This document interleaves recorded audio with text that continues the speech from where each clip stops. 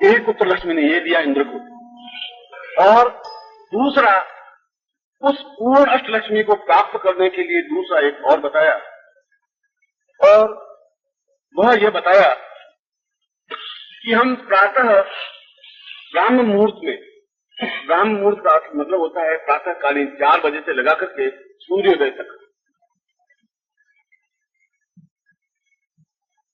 इसमें दो समय ऐसे आते हैं जो अपने आप में अत्यधिक महत्वपूर्ण होते हैं। विष्णु पुराण के अनुसार उसने तो उनको घड़ियों और पलों में समझाया है, मैं घंटा और मिनट में आपको समझा रहा हूं, ट्रांसलेट जैसे आपको। वह है, पहला समय है 5:23 से लगा करके 5:31 तक का समय, 8 मिनट का समय, प्रातःकालीन सूर्योदय से पहले। 5:23 से 5:31 का एक समय, और दूसरा समय उन्होंने लिखा है 5:48 से लगा करके 5:59 तक, 6 मिनट 1 मिनट। 5:48 से लगा करके 6 बजे तक, या 6 बजे 1 मिनट कम तक, 5:59 तक।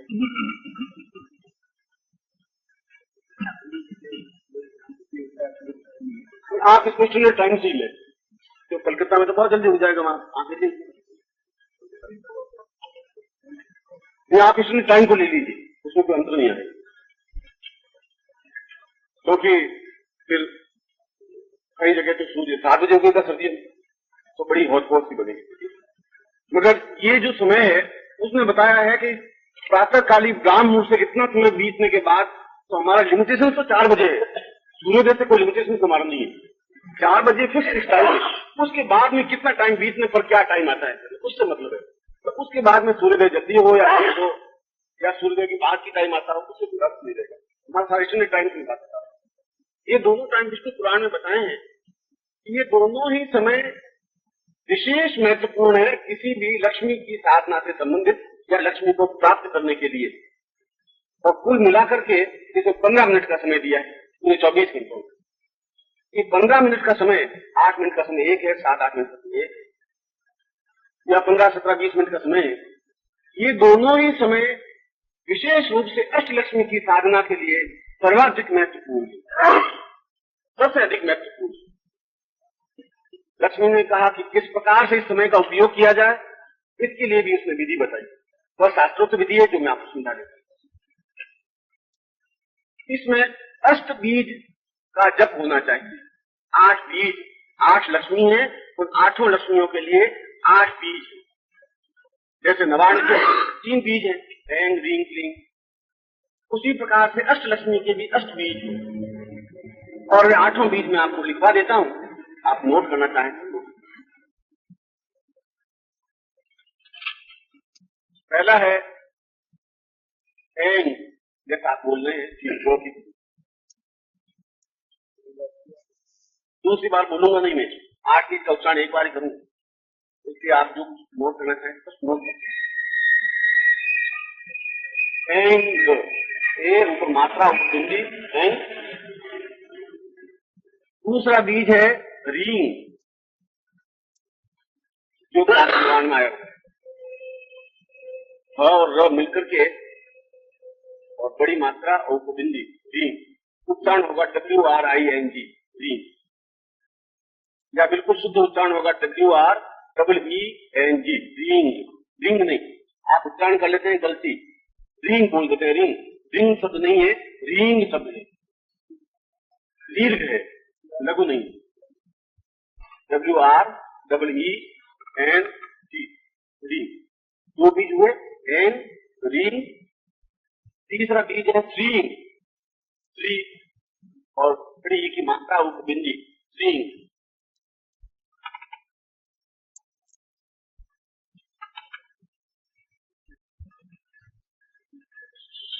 चौथा बीज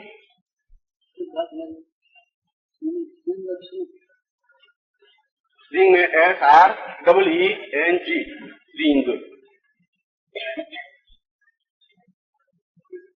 रामदेव तिवारी आपका एक PMO है, जाकर ले ले।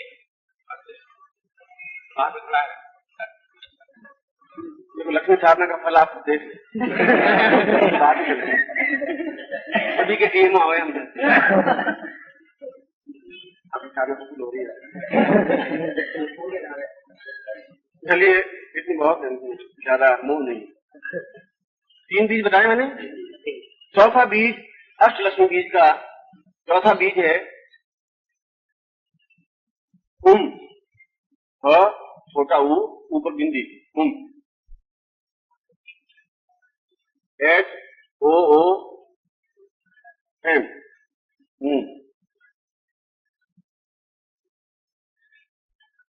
पांचवा बीज है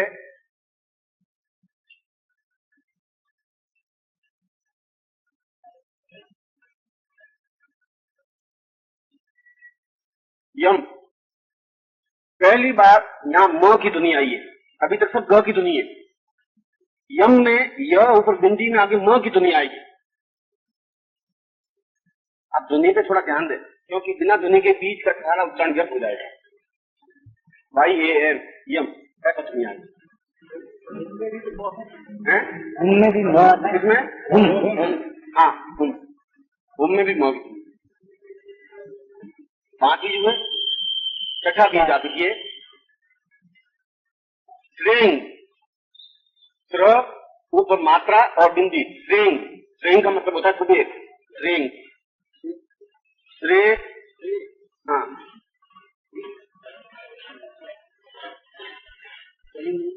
स्पेलिंग लिख दीजिए SHREENG श्रेंग।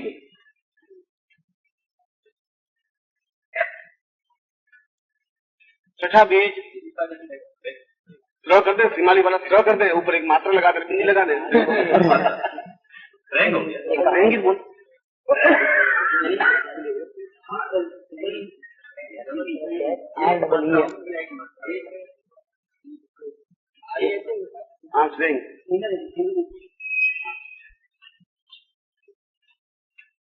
छठा बीज आप लिखिए 6 हो गए। 7वां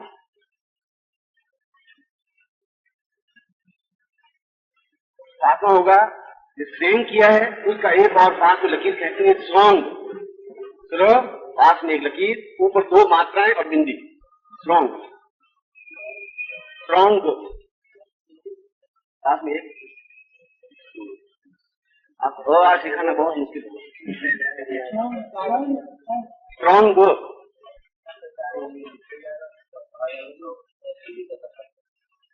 8वां बीज SHRONG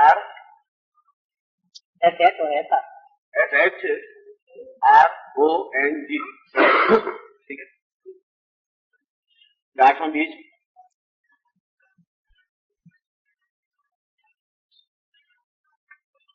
श्रम।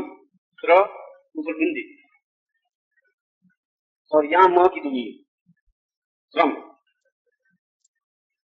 और आगे शब्द लगा दीजिए नमः। म और म आगे 2 विषय नमः।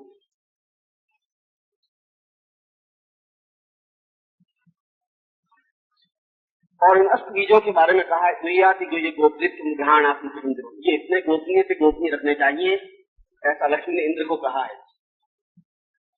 मगर इन बीजों का विशेष फल आपको उसी टाइम में जपने पर ही मिलता है, अन्यथा आप दिन भर में जप सकते हैं, पंडितों से भी मंत्र जाप करा सकते हैं। मगर मेरी व्यक्तिगत धारणा यह है कि पंडितों से मंत्र जाप कराने से कोई लाभ मिलेगा नहीं। वो अगर लाख मंत्र जप भी लेंगे उसकी अपेक्षा यदि आप 5 मिनट भी जप लेंगे तो उसका ज्यादा लाभ है। इतना ही होगा। दूसरा प्रकार लक्ष्मी ने इंद्र को ये बताया कि इन 8 बीजों के माध्यम से अष्टलक्ष्मी को प्राप्त किया जा सकता है यदि इस विशेष मुहूर्त काल में साधक इन मंत्रों का जप करता है।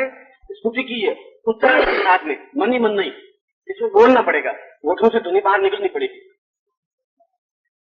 अब चाहें तो आप 15 मिनट तक मंत्र जाप कर सकते हैं, आधा घंटे तक कर सकते हैं, 1 घंटे बस कर सकते हैं, और कुछ समय नहीं मिलते दोनों टाइम में इसका उपयोग कर सकते हैं, जो मैंने दोनों टाइमिंग लिखी।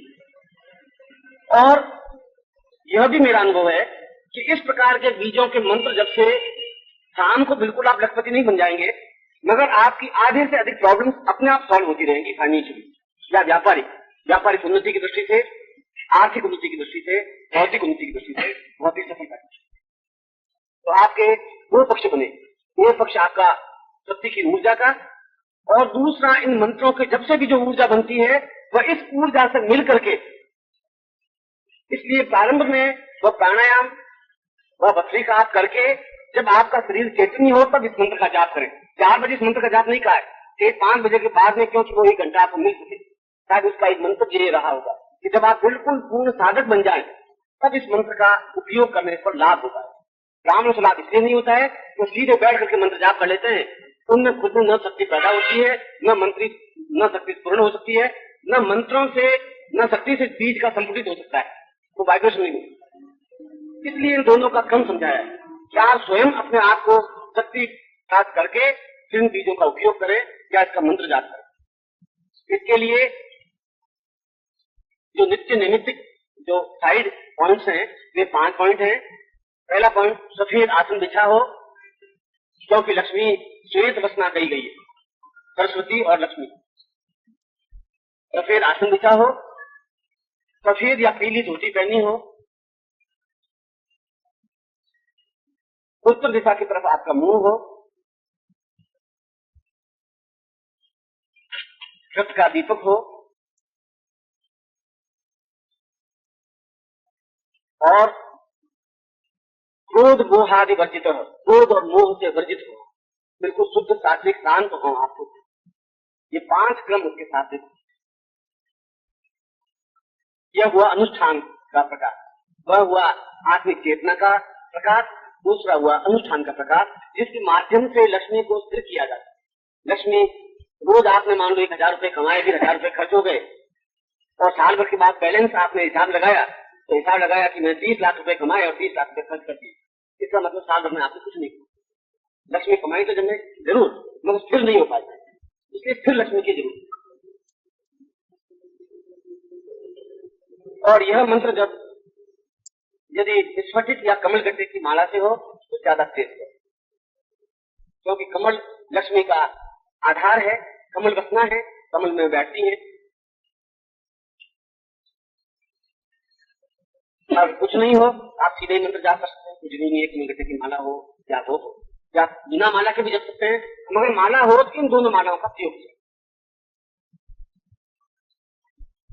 और तीसरा और महत्वपूर्ण और प्रयोग लक्ष्मी ने इंद्र को समझाया कि जिससे तुम अपने साम्राज्य को अखंडित कर सको और अष्ट लक्ष्मी को आप अपने घर में स्थापित कर सको, जिससे कि तुम श्रेष्ठ बन सको, वह लक्ष्मी ने तीसरा प्रकार बताया है जो व्यापारियों के लिए और एक्टिव व्यक्तियों के लिए ज्यादा उपयोगी। एक तो ऐसा है कि जिसका बैंक बैलेंस है, घर में बैठा है, पैसा आ रहा है, बस वह तो अनएक्टिव पॉइंट हुआ। एक्टिव पॉइंट का मतलब है कि आप नौकरी कर रहे हैं, व्यापार कर रहे हैं, भाग दौड़ कर रहे हैं। तीसरा प्रकार कि आप पूर्णतः भस्त्रिका प्राणायाम शक्ति के माध्यम से और त्राटक के माध्यम से अपने आप को पूरा चार्ज करें। पहले ये श्लोक की व्याख्या समझा रहा हूं, मैं हिंदी बता रहा हूं, मगर वो श्लोक मेरे मानस में है, उन श्लोकों की पूरी व्याख्या करता हुआ समझा रहा हूं। पूर्णतः आप अपने आप को पूरे शरीर में चार्ज करते रहें, और उसके बाद में आप अपने अंदर इन 8 बीजों को समावेश करें, यानी अंदर ही 8 बीजों का गुंजन करें। दूसरा प्रकार तो मैंने बताया है कि मंत्र जाप करें तो आप बोल करके करें, मैंने ये बताया है। और तीसरा प्रकार मैंने बताया है कि इनका आप अपने आप में अंदर ही अंदर होश बंद करके इन शब्दों को रिपीट करते रहे, उच्चारण करते रहे। वह पूरी शक्ति का अभ्यास करने के बाद स्नान करके, शुद्ध वस्त्र पहन करके, आपने प्राणायाम करके, भस्त्रिका करके और वो जो सारे नाटक वगैरह करके उसके बाद में आप इसका गुंजन करें। इससे क्या होगा कि यह जो गुंजन है वह आप किसी भी प्रकार के कार्य में आपको सीधी सफलता ही प्रदान करेगी। यानी आप काम ही वही करेंगे जो आपके लिए अनुकूल होगा। यूजलेस आपका टाइम बर्बाद नहीं होगा, यूजलेस पार्टियों से कॉन्टेक्ट नहीं हो पाएगा, यूजलेस समय का अपव्यय नहीं हो पाएगा। यदि मुझे मिलेंगे तो वही व्यक्ति मिल पाएंगे जिससे हमारा काम हो पाएगा, उन्हीं व्यक्तियों से हम कॉन्टेक्ट कर पाएंगे जिन व्यक्तियों से होना चाहिए, क्योंकि वह कंप्लीट एक वाइब्रेशन आपको दे पाएगा, आपके पूरे मानस को, आपके शरीर को, आपके चिंतन को। क्योंकि सारे व्यापार का आधार तो आप ही होना, जो कुछ करना है वो आपके द्वारा ही करना है। इसलिए आप स्वयं अपने आप में उन बीजों को शरीर में समावेश कर सके, गुंजन कर सके। और गुंजरण का मतलब है कि आप उन शब्दों को मन में बोले, होठों से बाहर नहीं निकाले। तीसरी बात, उसके लिए कोई टाइम निर्धारित नहीं है। प्रातःकाल का समय तो हो, वो तो ठीक है, मगर उसके लिए वो पर्टिकुलर टाइम कुछ नहीं है। 4 बजे भी हो सकता है, 4:15 भी हो सकता है, 4:30 भी हो सकता है, सूर्योदय के बाद। और ये 3 प्रकार बताए हैं कि 3 प्रकार के माध्यम से आदमी अपने जीवन में पूर्ण भौतिक और व्यापारिक सुख प्राप्त कर सकता है। यदि व्यापार में शिथिलीकरण है, धीरे चल रहा है व्यापार, प्रोग्रेस नहीं हो पा रही है, या उसमें जो सफलता मिलनी चाहिए वह नहीं हो रही है, तो इससे वैसे ही लोगों से कांटेक्ट हो जाएगा जिससे कि आपका व्यापार वृद्धि को अग्रसर हो सके। स्वतः ऐसे ही लोग आपको मिलेंगे जो आपको हेल्पफुल हो सकेंगे। और इस प्रकार के तीनों प्रयोगों को कई जगह मैंने, अगर आप कहें तो मैं आपके अहमदाबाद, दिल्ली, कलकत्ता, मद्रास और मुंबई के नाम लिख सकता हूँ, एड्रेस दे सकता हूँ, जिनको मैंने इस प्रकार से प्रयोग संपन्न करवाए पहले ही नहीं। मगर ये मैं सारी क्रिया इसलिए आपको समझा रहा था कि इस सारी चीजों का प्रैक्टिकल में अगली साधना मैंने रखी है, महालक्ष्मी साधना रखी। इसीलिए ये जो शक्ति है, इस शक्ति को आप किस प्रकार से अपने लक्ष्मी में ट्रांसफर कर सके, शक्ति संचय कैसे कर सके, ये मैंने इस में समझाया। और इस शक्ति को ट्रांसमिट कैसे कर सके, ट्रांसमिट करने के 5 प्रकार होते हैं। यानी किसी वस्तु से पदार्थ में रूपांतरित करना। ऑक्सीजन और हाइड्रोजन को मिला करके जो पानी बनाना है, तो पानी बनाने के लिए इन दोनों गैसों को मिलानी पड़ेगी आपको। और जो ही हाइड्रोजन ऑक्सीजन मिलेगी तो पानी की बूंदें टप टप बन जाएगी, जो पानी पीने लायक। तो किस प्रकार से उन दोनों शक्तियों को मिलाया जाए जिससे कि पानी की फॉर्मेशन बन सके, और किस प्रकार से शक्ति को हम लक्ष्मी में रूपांतरित कर सके, यह क्रिया। इस रूपांतरित करने की 5 क्रियाएं।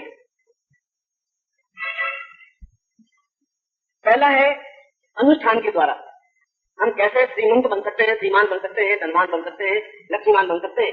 शक्ति को हम कैसे उसमें रूपांतरित कर सकते हैं, उसके 5 तरीके हैं। पहला तरीका है अनुष्ठान के द्वारा।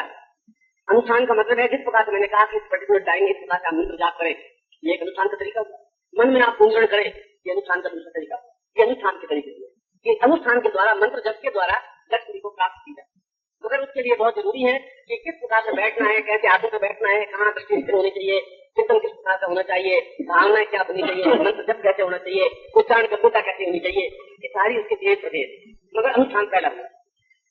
दूसरा रासायनिक के द्वारा। रासायनिक के द्वारा किस प्रकार से हम बहुत कम मूल्यवान धातु को ज्यादा मूल्यवान धातु में रूपांतरित करते हैं। ऐसे सैकड़ों प्रकार है कि तांबे में कुछ रासायनिक क्रिया करके उसको में परिवर्तित किया जाता है। तारे को कुछ विशेष विधि के द्वारा उसको रूपांतरित करके सोने में परिवर्तित किया जाता है। ये जो रसायन के द्वारा भी लक्ष्मीवान बनना है, मतलब ये नहीं है कि कैसे बनना है, हम किस प्रकार से, किस विधि से कम बिजनेस का मतलब यह है कि कम खर्च हो, ज्यादा लाभ हो सके।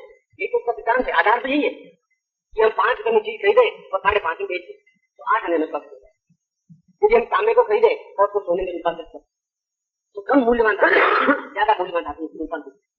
ये दूसरा प्रकार रसायन के द्वारा। और ऐसे सैकड़ों साधु हैं, जो सैकड़ों लोग हैं। मुरादाबाद में एक ऐसे व्यक्ति हैं जिन्होंने